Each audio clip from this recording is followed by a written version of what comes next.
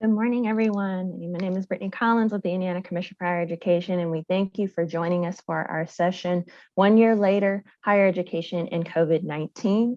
As some housekeeping notes, again, as a reminder, please make sure that you utilize the chat box so that we are able to see those questions come in throughout the presentation.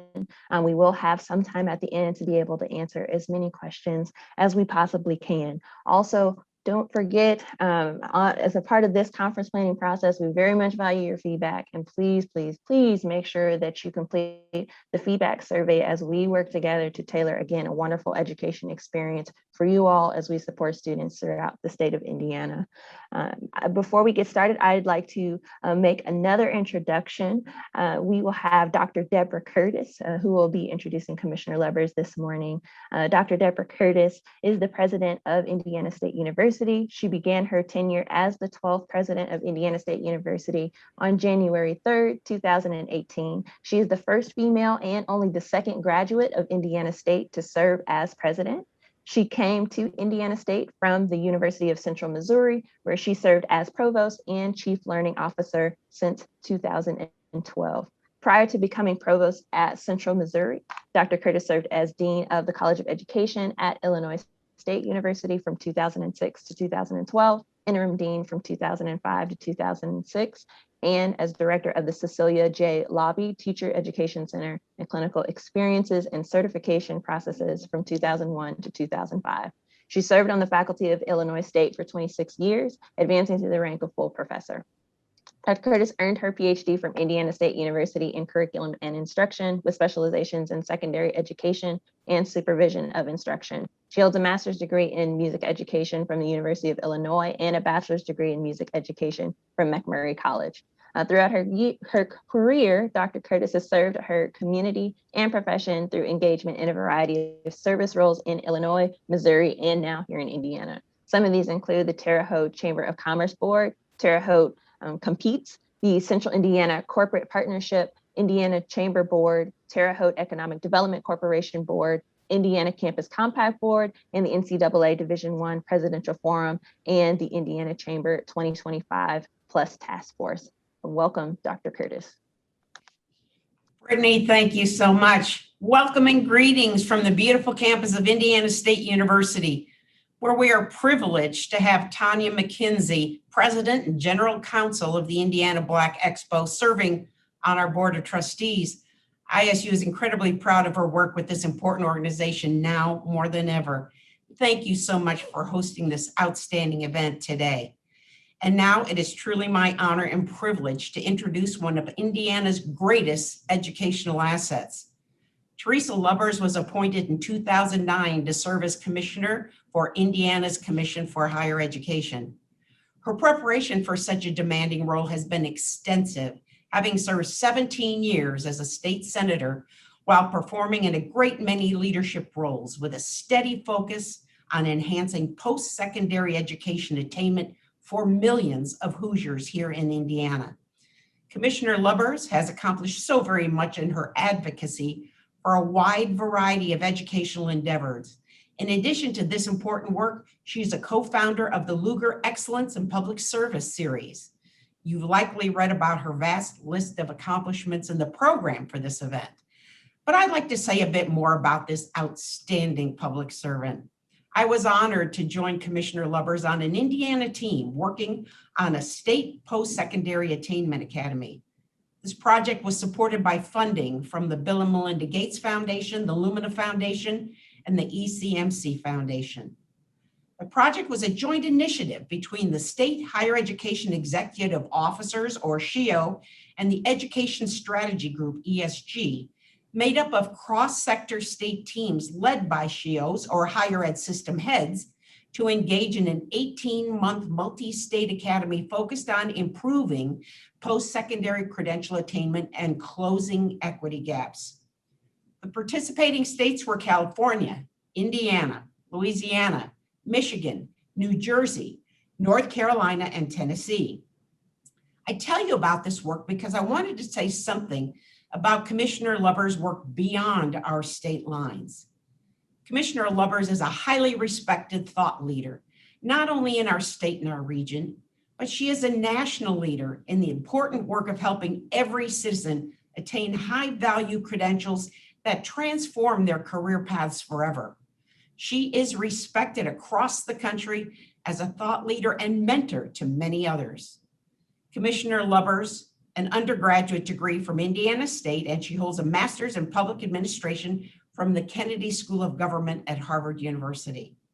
It is indeed my honor to introduce to you this esteemed leader in education who inspires people with innovative and thought-provoking messaging. Ladies and gentlemen, welcome Commissioner Teresa Lubbers.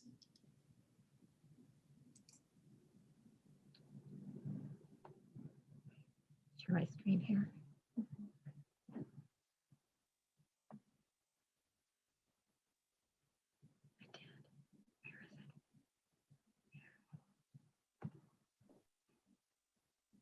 Go ahead, please, Commissioner. How did they see? Well, good morning. It's my delight to be with you. And of course, I am so grateful for the introduction by President Curtis. She is an extraordinary leader, and she was very gracious in the introduction. I'd like to call out one very special fact about her, and that is, along with the rest of the leadership at Indiana State, how committed that school is to the 21st Century Scholars Program. We're going to talk about that a little bit later in my presentation, but I wanted to make a point of talking about that right away, because that commitment that Indiana State has to our Scholars Program is truly making a difference. I'd also like to thank Indiana Black Expo for asking me to join you again this year to provide an overview of state efforts to ensure that all Hoosiers have the opportunities for economic mobility that come with education beyond high school. Let me begin by thanking Tanya McKenzie for her extraordinary leadership to Indiana Black Expo and the partnership that we enjoy at the Commission for Higher Education, as well as the educational partners throughout the state.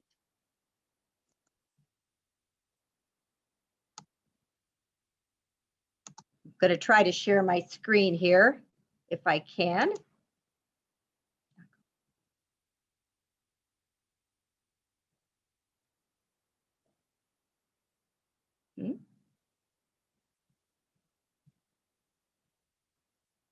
Right here.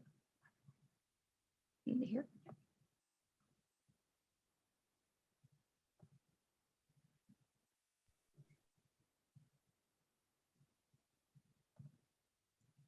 All right, I hope we're ready to go now. In 2012, I hope many of you know that Indiana established a big goal, and many other states have the goal as well, and that is that 60% of Hoosiers would have a quality credential beyond high school. We're making progress. As you can see from this slide, we're a little over 48% right now, which is about a 15% increase since 2008. For that 15%, we get about 5% for including certificates. We get about 5% for industry certifications, and then 5% has come from actually an increase in completion rates. But to reach that goal, we need to increase educational attainment, and we're not going to get there with the traditional population that we have served in the past. We need to do better with low income, minority, and returning adult learners. We have less than 4 years to go to get there. And of course, even when we reach 2025, we know that the workforce needs will change then as well. Over the course of the last decade, the Commission has really been led by 3 strategic plans. You can see we really like the words reaching higher. We started in 2008 when the focus in higher education was really shifting from access to completion. Let me make no mistake about that. We can't take our eye off the issues of access. After all, if someone can't access higher education, they can't complete. But nonetheless, we also know that that promise really is realized with completion. And so we really doubled down our efforts to make sure that that was happening for more students. In 2012, which was when we adopted the big goal, we also were looking at metrics that would get us there. How do we actually get to the 60%, and what are the strategies behind there? As those of you who are joining us today know, because many of you are engaged in higher education, you know that a strategic plan in higher education has a shelf life that's pretty short these days because higher education is changing so dramatically. It became clear to us in all of our discussions with policymakers, our partner colleges and universities, our consumers, the students and families, Increasingly, people were talking about value in higher education. And how do we make the case for higher education's value at a time when it's more important than ever? And that brought us to the strategic plan that we're talking about now, which was really put together during 2019, adopted officially, and came into place in 2020, before COVID. But nonetheless, the title, Reaching Higher in a State of Change, turned out to be very futuristic in our thinking and very appropriate for the times in which we were operating. We began to see new and growing pressures driving the system of higher education to adapt to needs of more learners than ever before. And as we did that, we were actually looking at the priorities that would drive our change. Really, if you look at this, we continue to look at completion, equity, and talent. Completion has been a foundational goal in all of our plans, making sure that we got more students to complete. Talent became an identifier during this strategic plan as well. How would we know that students were getting the skills that they needed to be successful in the market? But if you see, sitting right in the center of those priorities is equity, and making sure that all individuals in the state have the opportunity for the success that comes with education beyond high school. And for us, we defined educational equity as something that meant that life circumstances or obstacles could not dictate the opportunity to succeed. We were guided by principles, which we always have. I'm a big believer in putting together a strategic plan that you look at the principles before you look at the strategies and the metrics, because sometimes those get more difficult. But if you can get people to agree on what the principles are, and for us, our principles were to develop a higher education system that was learner-centered, recognizing the changing demographics, but putting the learner in the very center of that it was talent-driven, that we had a full scope of higher learning opportunities, and that the individual, as well as the employer community and our community partners, needed to be engaged with us. And then finally, we really looked at a future-focused system of higher education, knowing that the workforce needs are changing so dramatically that we need to make sure that we're coming alongside Hoosiers to make sure they're prepared for those changes. Later this fall, we will release our first annual report of our strategic plan. We'll be doing this every year as we move to the 2025. And we have three very key metrics that we're using. The first, not surprisingly, is educational attainment. Where are we on that march to get to the 60%? We're a little over 48% now, so we have to close some gaps there. We're going to talk about those gaps specifically in terms of the equity part of our work as well. Secondly, we realized that one of the reasons why we were not, that we were suffering from people thinking that education wasn't as important as ever is because some didn't see the career relevance in what they were learning. And so we are requiring that 100% of our post-secondary programs require career relevance, an internship, an apprenticeship, work-based learning, a research project, something that aligns what students are learning with what they want to do. And finally, the third one is economic impact. And this is certainly not one that we own, but we have a part to play in this. And if you look at this chart, you can see that on median household income, Indiana actually ranks 10th out of our 13 states. And our goal is to be at the average of the states by 2025 and then move farther and making more improvements in the future. And that moves us today what we really want to talk about, which is our fourth college equity report, which really shines a brighter light on all the opportunity and completion gaps that we have seen. And I think very importantly, talking about the strategies and recommendations that we have to improve and make sure that those gaps are closed. In fact, this report was just released yesterday, so it is fresh off the press. As I mentioned, it's our fourth report. It includes information about college preparation, college going rates, college success metrics, and college completion rates. As all of our reports, we disaggregate all of our reports by race and ethnicity, socioeconomic status, gender, geography, and by that we mean rural and non-rural. So let's look a little bit at the report findings that we have in this year's report, starting with the high school demographics. As you can see, Indiana is much more diverse than a year ago.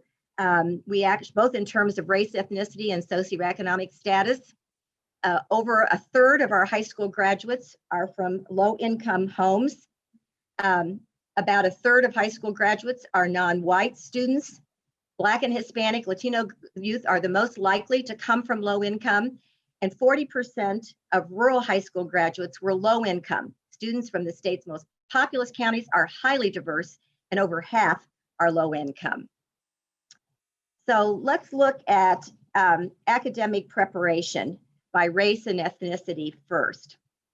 And when you look at how you can be prepared for education beyond high school, we know that the academic honors diploma makes a significant difference. We also know that Black Hoosiers and non-21st century scholars, low-income Hoosiers, are the least likely to earn an academic honors diploma. You look at these numbers that are circled on your screen there. For Black Hoosiers, 17%. For Hispanic, 14, or non-scholars who are 14%. And overall, that compares to a statewide average of 36% receiving the academic honors diploma. We know that this diploma provides the best opportunity for college success, and college going rates for those who get the academic honors diploma rank at 89%. So there's a reason for us to be looking at this. Now, we know that those who get the Core 40 diploma, many of them will access higher education and be successful, but we also know that the best preparation is the academic honors diploma.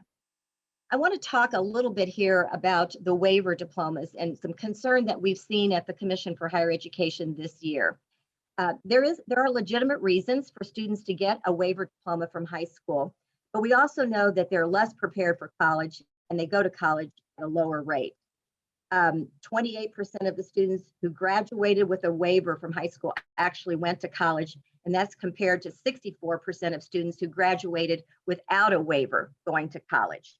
1 out of 8 Hoosiers graduated in 2019 with a waiver diploma, and this is the highest rate we've seen in 15 years. It's important for me to mention right now that a significant number, almost all of the data points that I'm providing to you today, and I know there are a lot of them, but almost all of them predate COVID. So these were not impacted by COVID. The exception to that would be the graduating class of 2020 when we talk about college completion rates. But these numbers that I'm showing you right here, they predated COVID. And so we're really watching very carefully. If 1 out of 8 Hoosiers were awarded a waiver, 1 out of 4 Black Hoosiers was awarded a waiver in 2019, and nearly 1 out of 4 low-income Hoosiers as well. So let's go from the high school preparation to college going rates. And college going rates have declined overall, much like the concerns that I've expressed about preparation and the disparity that we've seen of those who are prepared. When you look at college going rates overall for all Hoosiers graduating from high school, we've seen a 6% decline in college going rates over the last 5 years. And we've seen a very significant increase by Black students of 13 percentage points. Black and Hispanic Latino students are about 10 percentage points below the state average of college going. And we can talk about the reasons why, but we have to be honest about those numbers and see what we can do. So let me share a little bit of good news too, because I share so many of these data points. We have seen improvements in college completion for all races and ethnicities in recent years. In fact, we've seen an increase where we now at about 7 out of 10 students will complete a bachelor's degree within 6 years. But we continue to see the gaps for low-income students and Black students. Even though they're making improvement, and we are seeing improvements, we still see gaps. Black students are still about 21 percentage points below the statewide average for on-time completion. 29% of Black students graduate within 4 years, and 50% of students graduate within 6 years. And so 50% of all students graduate within 4 years. 29% of Black students graduate within 4 years. Only 7% of Black students who are seeking an associate or a long-term certificate graduate within 2 years, which is 10 percentage points below the statewide average. Again, low-income students are about half as likely as higher income peers to complete college on time. So let's look at, we've looked at race and ethnicity. Let's look at socioeconomic status and its impact on college success. Nearly 2 out of 5 high school graduates who were low income in 2019, which is an increase of about 7 percentage points since 2010. We now have, and we're going to talk a little bit more about this, and again, in terms of the relationship of the 21st Century Scholars Program and student success. 1 in 10 high school graduates is now a 21st Century Scholar. And keep in mind, in order to be a scholar, you must qualify in 7th and 8th grade by qualifying for free and reduced lunch. We know that Black and Hispanic youth are more likely to come from low-income families, and we know that poverty has a direct impact on the college-going rate. 35% of non-scholars who are low income go to college. 60% of higher income students go to college. And that, of course, compares to overall our 59% statewide average college going rate. Now, I want to mention again, one of those encouraging points, 88% of our 21st century scholars who meet those requirements access higher education. Let's look at another point of disparity, and that is in gender. And I've titled this, Where Are All the Men? We've been seeing this trend for many years where higher and higher percentages of women access higher education compared to men. And as someone like many, I'm sure here today, who's been really engaged in making sure that women have opportunities in life, we've never wanted to do this by leaving men behind. And this is a concerning number that we see here. At statewide now, 65% of women and 51% of men go straight to college after high school. Black men and Hispanic and Latino men have the lowest college going rates at 43% and 42% respectively.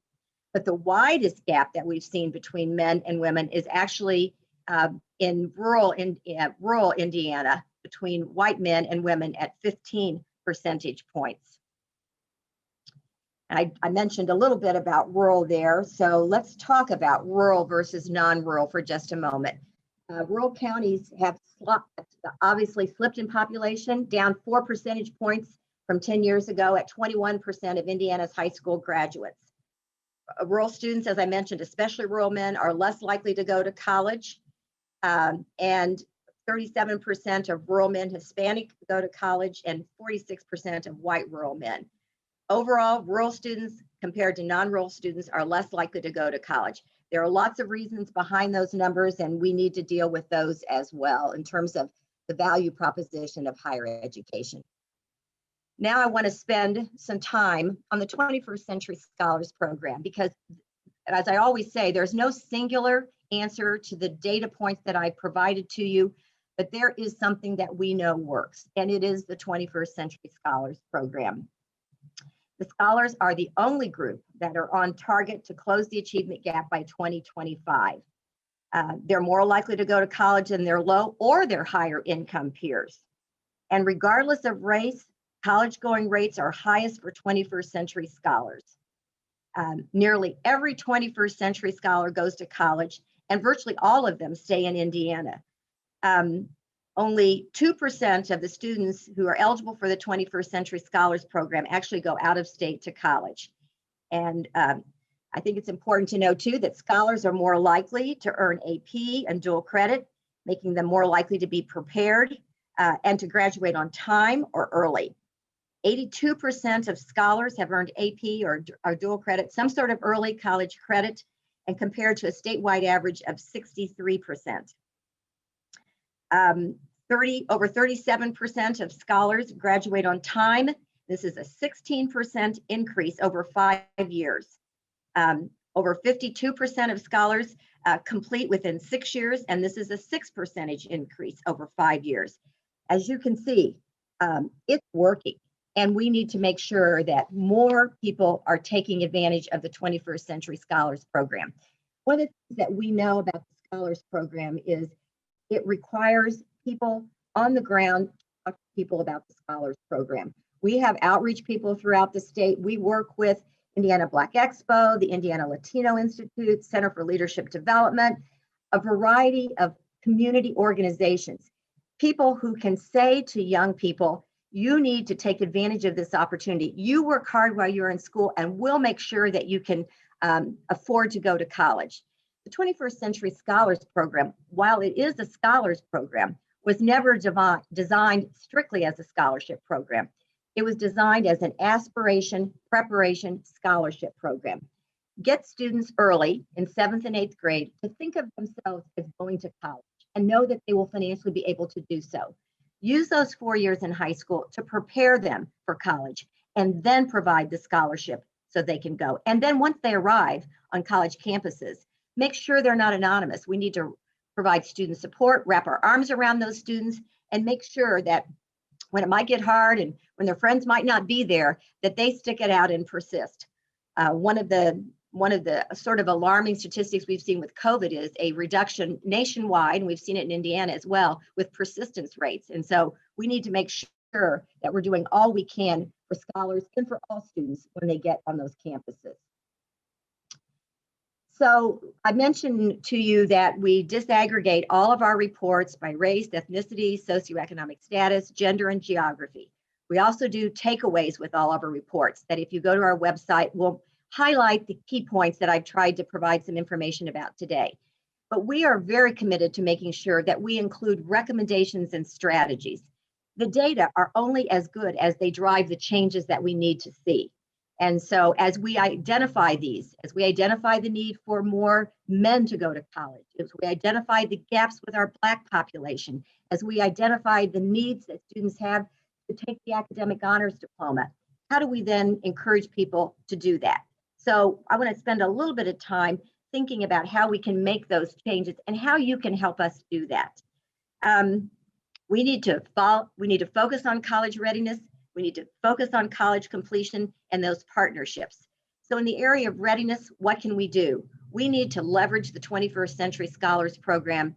And we make we need to thank our legislators here for continuing to support significant financial aid in Indiana. Indiana actually ranks first in the Midwest and fourth in the nation in need-based aid. At the commission, we distribute about $390 million a year. The 21st Century Scholars Program is the most expensive of our programs. It is a first dollar program, which means students can use other dollars and wrap it around the 21st Century Scholars Program. And as I've already shared the information with you, we know it works. And that means we need to make sure that more students are actually signing up to be scholars. We also need to speak to the preparation that happens when they're in high school. We need to get more of those students to take the academic honors diploma.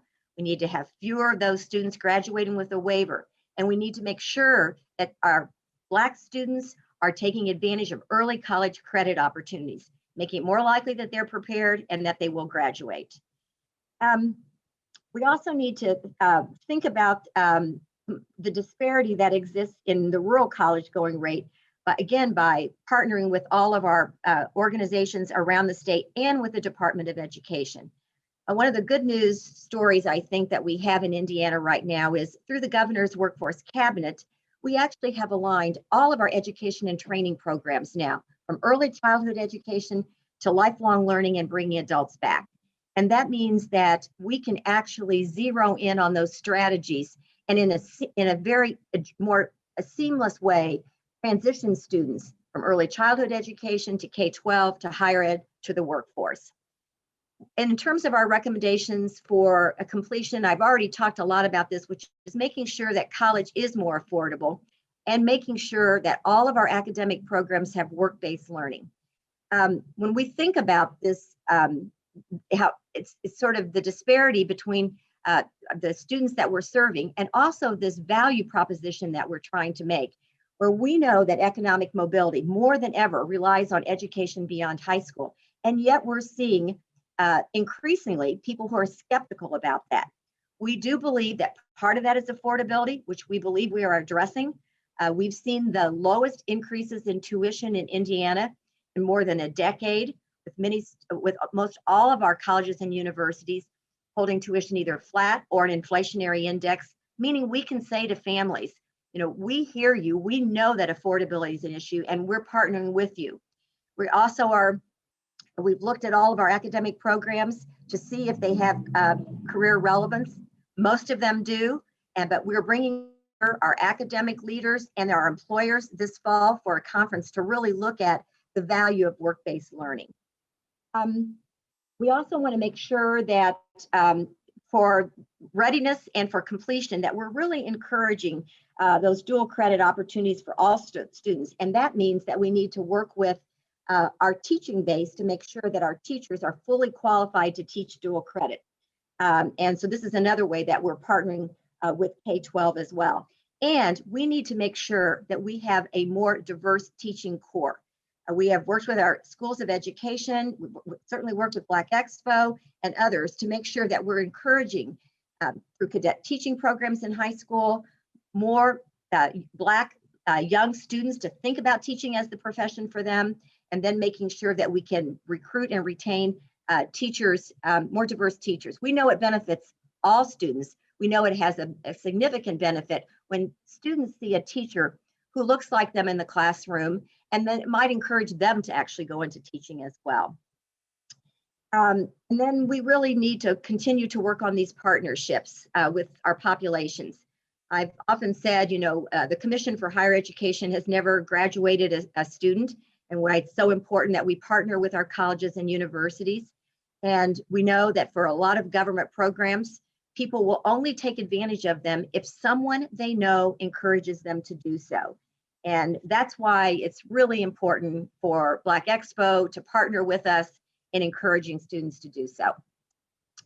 And now I'd like to spend just the last 5 or 10 minutes with you to talk about the impact of COVID and where we are now and what we sort of see happening in the next year or so. So if you look at higher education, we were already engaged in a significant time of change prior to that.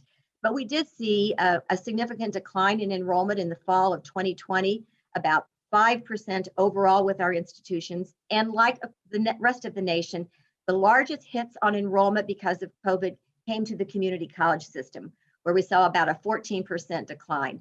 Not surprising when you think about the fact that in our community college, we serve people who actually live very complicated lives, a lot of single parents, moms, where we saw a big decline because of COVID, people who are working, where the affordability issues are significant. So I think this is an issue that we need to continue to look at over the course of the coming years, because COVID did not have a one-time impact. It's going to be one that has a continuing impact for several years. We did release recently our college completion report, and it did show that for our 2020 graduating class, we actually did see an increase on both on-time and extended time to completion. It's probably not surprising when you think that those students, when COVID really hit, were probably nearly finished with that year of education in higher education. They probably only had a month or 6 weeks left. So we will be following the 2021 graduating class with a little more concern to see what happened. None of these statistics that I have shared with you, including what may happen in 2021 or 2022, are inevitable. We all have strategies, and colleges and universities are addressing these in very significant ways. We also know that educational attainment was a huge differentiating factor in the aftermath of COVID. And this has always been the case when you have a downturn in the economy. Those who suffer the most are those who have a high school diploma, equivalency, or less. And we saw that at the height in 2020, we saw that those with a bachelor's degree had an unemployment rate of only 5%, while those with a high school diplomacy or equivalency were closer to 14%. We also saw that adult students were the most affected during that period of time. Again, not surprising when you look at what happened at the community college. So those are a few of the thoughts that I wanted to share with you today. You know, what I've said many times about, I'm going to stop sharing my screen here, I think, if I can. You know, a lot of the changes that were happening in higher ed were certainly happening prior to COVID, but we've seen an acceleration in many of those things. And one of the things that is often leveled a criticism against higher ed is that higher ed isn't flexible, isn't able to make quick changes. And I would like to offer that COVID showed just the opposite of that in higher ed. that you saw schools realigning their curriculum, the way that they delivered education in significant ways, and did it with a great sense of urgency to serve students better. We do know that the status quo in higher education is no longer adequate, that we have to deal with the inequities that I have shared with you today. Like the rest of the nation, we know that Black, Hispanic, rural, and low-income students were most disproportionately impacted by COVID, but those numbers were significant in the disparity prior to COVID. So we have to have a sense of urgency in the way that we deal with this. It's not only an economic imperative for our state, as we know that more and more of the jobs require education beyond high school. We know that it's a moral imperative. We want to close achievement gaps. We want to minimize social stratification and income disparity. The only way to do that is to ensure that more people realize the promise of higher education and the economic mobility that comes with that. I think higher education, along with our partners in K-12, education generally, we're uniquely qualified to do that. We have to be at the center of Indiana's education system, and we have to work with our community partners and the employers as well. We have the opportunity to make meaningful change, and Indiana Black Expo is a partner that we count on in doing that. So again, I'm grateful to be able to spend some time here with you to sort of start. I know, and I guess I should apologize for the wealth of data points that I shared with you. We can provide all of those to you. And, you know, I always say that for every data point, there are people behind those numbers. So yes, we care about the data, but more than that, we care about the strategies that then will change people's lives. I know you do too, so let's continue this great partnership that we've had for so many years. And with that, I'll turn it over to Brittany to see if there might be a few questions. Thank you, Commissioner. We do have a few that have come into the chat. I know you mentioned the data points that you shared. One of the earlier questions was speaking back to the point about the gender differences we're seeing in college going. And just to reiterate that, you know, were there differences as far as even when we broke that down by racial characteristics, which you were able to highlight, but did you have any other pieces that you wanted to share on that topic? You know, this has been a phenomenon that's been taking place for a long years, as people in higher ed know, where we've seen increasing numbers of women who are actually seeing the promise of higher education. In the past, you know, when the economy is strong and people can get a job out of high school, they often will choose to do so. I think what is the game changer now, and we need to make sure that all students understand this, and especially men understand this, that often that first job that you get out of high school, if you have an industry certification, it may get you started on a career, but it's not likely to be the last credential you need. One of the ways that we're addressing this disparity between men and women is through our Workforce Ready grant. I hope some of you know about this. We provide 150 tuition-free certificates in Indiana in 5 high growth sectors. We are finding that at a higher level, men and Black men are taking advantage of the workforce certificates. And I think that's good news as one possible option to address. So I think for all of the reasons that we can talk about that would take us the rest of the conference about why people, and especially men, have stepped away from the promise of higher education, we know that they do so at great risk. And so we know that we have to make this case that even if you want to go straight to work after high school, you are going to have to continue to get education and training throughout your career. Thank you. Since you brought it up, this actually does tie well into one of the other questions. One, speaking to the success of the 21st Century Scholars Program and what other opportunities may exist for families, again, maybe students of color, or for families who come from maybe a slightly higher income level that are ineligible for scholars. But basically, what are some other things that we have in place that support those students who may not be income eligible for scholars? Great question. And when you look at our Franklin O'Bannon Scholarship, so if you don't qualify for the 21st Century Scholars, we still have generous financial aid through the Frank O'Bannon Scholarship based on your family contribution, your family's ability to contribute to your education. So it's not the 21st Century Scholars or nothing. It's the Frank O'Bannon, of which we have the Higher Education Award, which goes to public institutions, or the Freedom of Choice, which provides financial support for those who go to independent colleges or private schools, if that's the best fit for you. So there are a range of need-based scholarships in addition to the 21st Century Scholars Program. And even if a student signs up for the scholarship and they don't meet the requirements, they still could be eligible for many of these other programs. And of course, Pell dollars are in there as well. And then we also have some additional programs that are specific around preparing teachers. We have a minority teacher scholarship program. We have a minority stipend program. We have a STEM teacher program. So we have lots of things that we also think will help us to create a more diverse teaching corps. Thank you. And the other piece of Workforce Ready Grant is not income-based opportunity for students either. Some other questions that we have in around the graduation waivers piece that you mentioned. Could you just provide some additional clarity for folks who may not be familiar with how waivers work? We got some questions of, is it the same as GED? How does that work and impact students?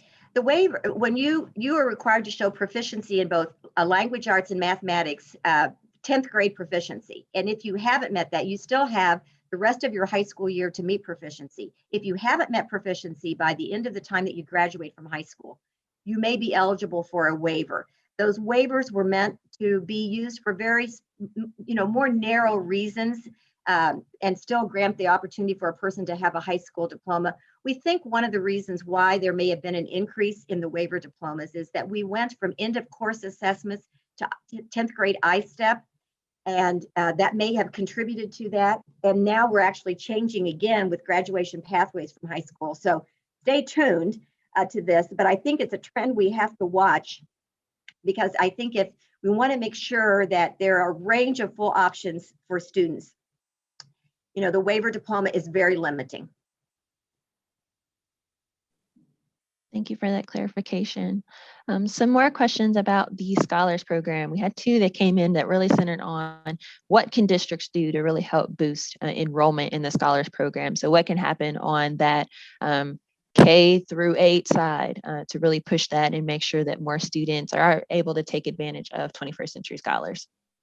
I think this is when we rely on schools, but we also rely on community partners, churches, others as well to help us get the word out about the 21st Century Scholars Program. It shouldn't be a surprise to people. A little bit later this year, within a couple months, we will be releasing a 21st Century Scholars report as well, which will look by school district. You'll be able to see the number of students who are eligible. As a percentage, obviously, we don't have individual information that we would be sharing about students or families, but we'll be able to tell, where school districts are enrolling a significant number, where we haven't yet, where there is a disconnect between low income and sign up for scholars. So I think that will be helpful to us as well as we continue to share the information that I shared with you today about why it makes perfect sense to sign up to be a scholar. While I think we have, about 25%, as I recall, of Black students who would be eligible who have not signed up for the Scholars Program. So I think, as we drive these numbers, and I know, again, I'm way too data heavy on these kinds of things, but as we know these, we will be able to identify pockets of opportunities for us where we can do a better job with this in terms of signing up scholars. Thank you. Another question on data. Could you speak more to how we capture the students that are taking that pathway towards technical or trade-based education, an idea of kind of how folks are accessing that particular lane of post-secondary, and again, how that may be impacting what we're seeing overall as far as college going? Well, I think one of the real key things to look will be to look at these graduation pathways that we are creating in high school so that we're finding someone's basically, I think they use the terminology, enroll, enlist, employ, to actually provide a good pathway for someone to have the opportunity for economic mobility beyond that. The governor's workforce cabinet is actually sort of overseeing career and technical education because of the relationship between K-12, higher education, and the workforce. And we have all the state agencies sitting on the governor's workforce cabinet to do that.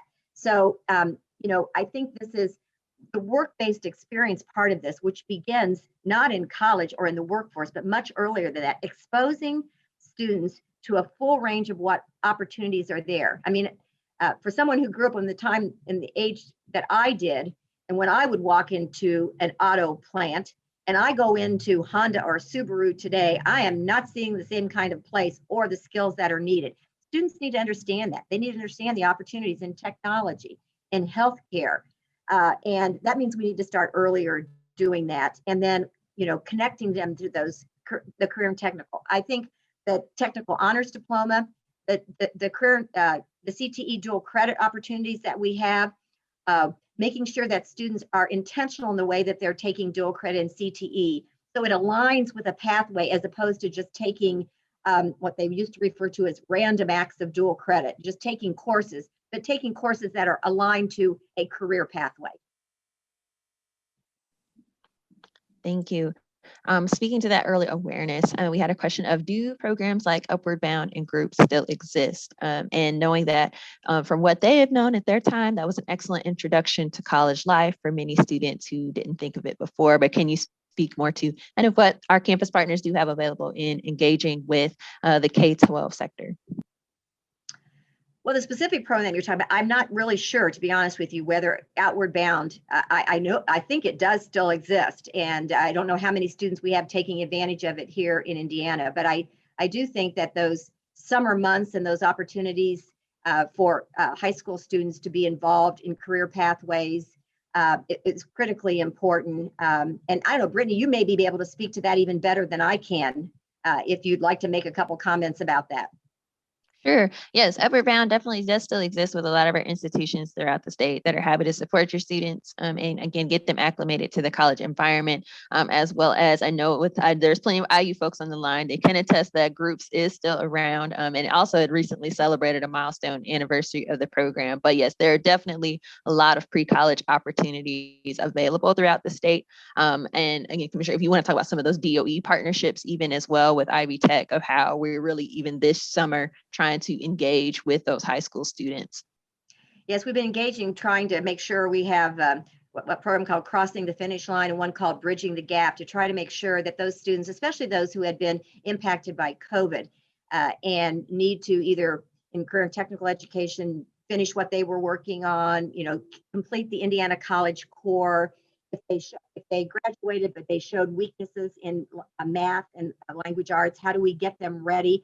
I think those are really important programs. And then also those programs that our colleges and universities support in those weeks leading up to the fall semester beginning. Those summer bridge, and then those 2-week programs that people have to just expose students to the world of higher education and double down on some sort of areas that they may not be as strong in and they need to have some extra help. So I think all of those are making sure that when students arrive, they're better prepared, because if you look at that downward cycle that I mentioned in persistence, I think it's because students are getting there and they have a deficiency in one area, and we need to identify that sooner so that they don't leave college when they get there and they have some troubles. On that note of, again, making sure students are set up for success when they arrive, are there any other additional interventions or recommendations that you have for, again, the K-12 area to not only increase access, but really make sure that those students are prepared for college enrollment and are completing on time? So maybe if you want to touch on certification and more on early college credit. Well, one of the things that we know is we've really been pressing the Indiana College Core. If you're not familiar with it, I hope you will be. It's a block of 30 credits that a student completes and can take to colleges in Indiana, saving them time and money, increasing the likelihood that they're ready and that they will finish as well. I think that, working on all of those early college programs really are blurring the lines between high school and college. And again, increasing the likelihood that students will access, will complete on time, or even sometimes earlier, and save students and families and the state a significant amount of money as well. So I think we're working to make sure that with our K-12 partners that we understand that there's a soft pass off between high school and college. Some other questions that we have coming in, just again for a point of clarity, someone did want to know if students who had sought or obtained the graduation waiver, is that something that's notated on the transcript? I believe it would be. I think it would be noted that they graduated with a waiver diploma. But Brittany, if you'll get that question to me, I will confirm that for sure. It's noted, whether you get Core 40 or academic honors or general diploma. So I would think it would be. On the one side, the advantage is that they're still getting a high school diploma, and that may be very important for some students to get a job. On the other hand, it's very limiting. And so you don't want to exercise that waiver in a broad way. You want to use it for very narrow reasons. Absolutely. Some additional questions that have come in of, again, what are some resources that are available through us as far as financial aid and support to immigrant students? And again, if there's any current conversations in the state of how that may grow or expand. Well, it's always a question because, we have such a diverse population in the state, and we want to make sure that students have the opportunity to access higher education. We are limited in Indiana by state law in terms of financial aid. So if those of you who are especially interested in this should look into this, because we're not allowed to provide financial aid to students who are not legal immigrants at this point. And I think we need to keep working on this, because for students who have grown up in the United States or spent most of their time here, who intend to stay, we know that their economic mobility will be marked by this. And so this is an area that we need to continue to work on in Indiana. Thanks for clarifying. And then also there are resources on our site for the non-citizen eligible statuses for financial aid that do include some refugee statuses and things like that. So we definitely do encourage you to go to our website to learn more about those as well. Another question that kind of combines a few together as we're getting close to time is advice that you have as far as empowering parents and what we have available to make sure that they know how to understand what resources exist as far as navigating financial aid, but also accessing those, again, helpful pieces in high school, like early college credit.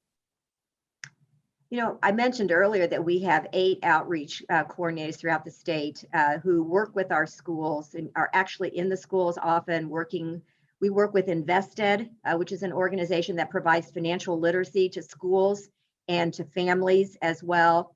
We really are trying to tackle this sometimes with a two-generation model, where we're working with students who are in middle school to get them to sign up for the Scholars Program. And then we're actually working often with parents to try to get them to take advantage of the Workforce Ready grant. And so we have a program called Padres Estrellas, which means star parents, which actually works with parents. They are parents and they work with parents in areas around the state, trying to replicate a similar program that exists called Ambassadors, which works with Black families to make sure that they are aware of these programs, knowing that they will be trusted advisors in their communities. And that peer-to-peer kind of relationship that exists between families and parents is really important. And so we really want to grow this kind of a network in the state as well. Thank you. We, again, are getting close to time, so definitely want to remind folks to please make sure that you've taken advantage of the survey here in the chat. We thank you for a lot of wonderful questions that have come in for the commissioner as you all have engaged with us today. There is just one other question that we would like to make sure we mention with a few minutes that we have left. There was a person that asked a question about what opportunities are available for students who have special needs that wish to pursue a college degree, and if the 21st Century Scholarship accommodates that. Well, the 21st Century Scholarship would definitely be available to students with special needs if they meet the requirements for those, of course. We actually provide, this is a little different than special needs, but we actually, even though you have to sign up in 7th and 8th grade for the scholarship, if you're a foster child, you can actually sign up through your senior year of high school for the 21st Century Scholars Program. We also know that there are some of our colleges and universities, all of them are doing something in this area, some doing more than others. Ball State's had a reputation for a long time for working with students who have learning challenges of some sort. So I think, financial aid would be available. And I think that it's important to work with our colleges and universities to see which kinds of programs exist to provide special support services that might be needed for those students once they arrive on a campus. Well, thank you. For the sake of time, we are going to go ahead and wrap up. But thank you all for joining us this morning and kicking off the day with us. Thank you, Commissioner. Thank you, Dr. Curtis. And then thank you, Steve, for opening up, and Dr. Winbush. Make sure that you all stick around. We do have our next session that is beginning at 9:20. And again, please do not forget to take the survey.